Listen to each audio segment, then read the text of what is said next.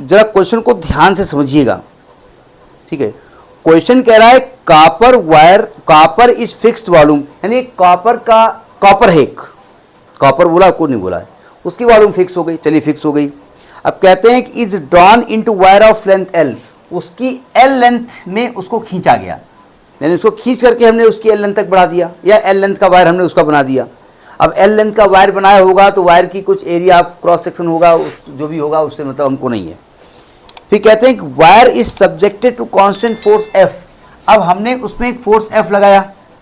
अब भाई चूंकि वो इलास्टिक मटेरियल है, जब फोर्स एफ लगाया होगा तो उसकी लेंथ में चेंज डेल्टा एल हुआ, यही बोला इन्होंने ना। तो हम डेल्टा एल और एल के बीच में ग्राफ खींचना चाहते हैं, तो कहते हैं डेल्टा एल और एल के बीच में ग्राफ कब स्ट्रेट लाइन होगा। देखिए अगर दो चीज़ के बीच में आपको ग्राफ खींचना है और वो स्ट्रेट लाइन तभी होगा जब वो दोनों चीज़ें एक दूसरे के प्रोपोर्शनेट हों। समझ में आई बात, नहीं आई? मतलब मैं एल को बढ़ाता जाऊँ, डेल्टा एल बढ़ता जाए, तब तो स्ट्रेट लाइन होगा। तो हमको एक्चुअली में करना ये है, हमको डेल्टा एल और एल के बीच में रिलेशन निकालना पड़ेगा पहले। तो कैसे रिलेशन होगा ज़रा समझिएगा। अब यहाँ सिंपल सी बात है कि एक चीज़ पहले समझिए, वॉल्यूम का फॉर्मूला होता है एरिया बेस इनटू लेंथ, ठीक है। और ये कांस्टेंट है, ये पहले आप समझ लीजिएगा, यानी ए इंटू एल कॉन्स्टेंट है। पहली बात ये गिवन है, यानी ये कहीं पर भी आएगा, ये वैल्यू चेंज नहीं होने वाली है। और यंग्स मॉडुलस का फॉर्मूला क्या होता है? Force upon area upon change in length upon initial length. समझ में आ गई बात, नहीं आ गई? तो अगर इसको हम सॉल्व करेंगे तो ये आ जाएगा एफ अपान ए इंटू डेल्टा एल अपान एल, ऐसे लिख दिया। ये भी बात समझ में आ गई, ठीक है। क्योंकि हमको ज़रूरत किस चीज़ की है?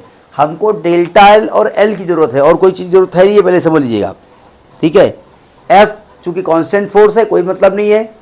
ए के बारे में गड़बड़ कर रहा है, तो ए को हटाओ जरा यहाँ से, तो एल तो फिक्स हो गया जा करके। देखो ए की वैल्यू वी अपान एल हो जाएगी यहाँ से, अगर निकालेंगे आप, अगर यहाँ से ए का मान निकालें तो वी अपान एल निकलेगा ना। तो y इज इक्वल टू आ जाएगा एफ इंटू एल अपान ए का मान वी अपान एल, ऊपर जाएगा एल स्क्वायर हो जाएगा इंटू डेल्टा एल। समझ में आई बात, नहीं आई? अगर क्रॉस मल्टीप्लाई कर दें तो y into V into delta L बराबर एफ इंटू एल स्क्वायर आ जाएगा। यही बात समझ में आ गई? अगर मैं डेल्टा एल की वैल्यू निकालूं तो आएगा F upon Y into V into L square. यही बात समझ में आ गई? ये बताओ, ये चीज़ कांस्टेंट है ना, तो यानी कि delta L proportionate L square हो जाएगा ना। इसका मतलब अगर डेल्टा एल और एल स्क्वायर के बीच में ग्राफ खींचते हैं तो आपको एक स्ट्रेट लाइन मिलेगी, यानी इसका फिफ्थ पार्ट का बी पार्ट इज सही, delta L versus L square, इसका बी पार्ट सही होगा। समझ में आई बात, नहीं आई? तो डेल्टा एल और एल स्क्वायर एक दूसरे के प्रोपोर्शनेट है। तो ये आपका नीट PMT 2014 क्वेश्चन है, ठीक है।